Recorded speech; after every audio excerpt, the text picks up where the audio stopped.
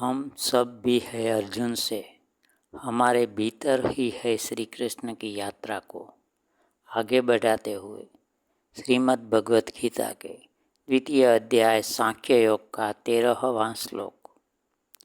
हे अर्जुन, आत्मा करे देहांतर, जैसे देहधारियों का बचपन, जवानी और बुढ़ापा। नहीं होता मोहित धीर मनुष्य, आत्मा के देहांतर से भी।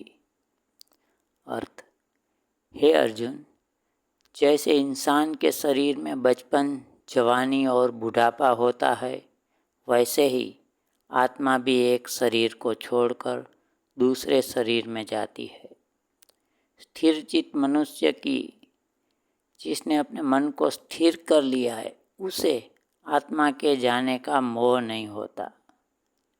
मेरी समझ, यहाँ अपने रिश्तेदारों को मारने के अर्जुन के सदमे को कम करने के लिए श्री कृष्ण जीवन के अलग अलग पड़ाव के उदाहरण देकर यह समझाने की कोशिश करते हैं कि तुम्हारी हाथों के से सिर्फ तुम्हारे रिश्तेदारों का शरीर मारा जाएगा, लेकिन उनके शरीर की आत्मा तो अमर ही रहेगी।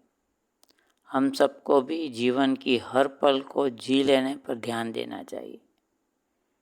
निवृत्ति के बाद का आयोजन करना जरूरी है, लेकिन हमें यह भी देखना चाहिए कि कल की ज़्यादा चिंता में हमारी आज हमारे हाथ से न निकल जाए।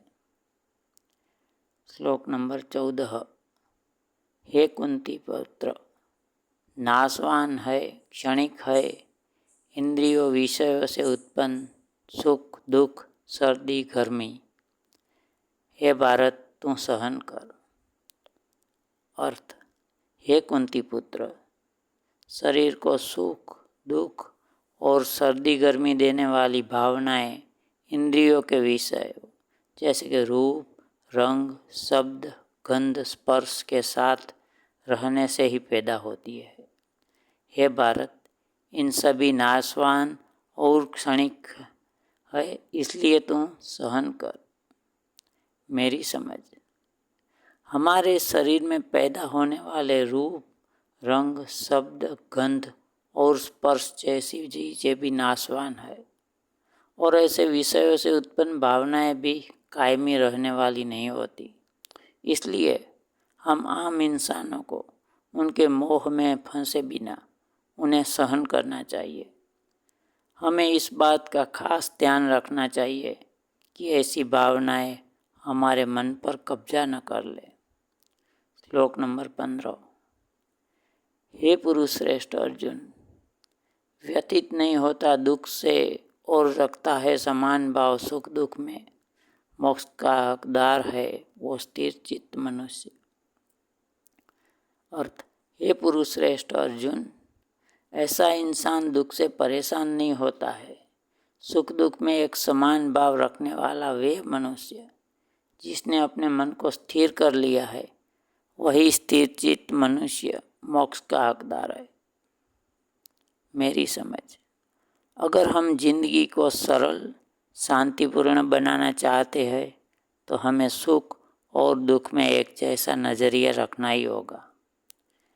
इसका मतलब यह भी नहीं है कि सुख का मज़ा न लें, सुख का आनंद न उठाए। सुख का मज़ा लीजिए, पूरी तरह से उसका पूरा लुत्फ उठाए। बस इतना ध्यान रखें कि सुख में बह न जाए, हमारा सुख दूसरों के सुख की कीमत पर न हो।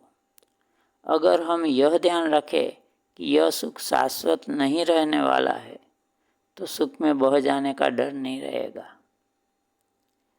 यही बात दुख के बारे में भी सच है। जब भी दुख आएगा तो उसका असर शरीर और मन पर जरूर पड़ेगा, और इसमें कुछ भी गलत नहीं है। दुख को छिपाने की बजाय उसे व्यक्त किया जाए, शेयर भी किया जाए, और ज़रूरत पड़ने पर रोने से भी हल्का किया जाए। लेकिन इस बात का खास ध्यान रखना जरूरी है कि दुख का यह एहसास निराशा में न बदल जाए। इस दुनिया में रहने वाले हम जैसे आम इंसानों के लिए ऐसा स्थिर मन बनाना मुश्किल जरूर है, लेकिन नामुमकिन भी नहीं है। अस्तु।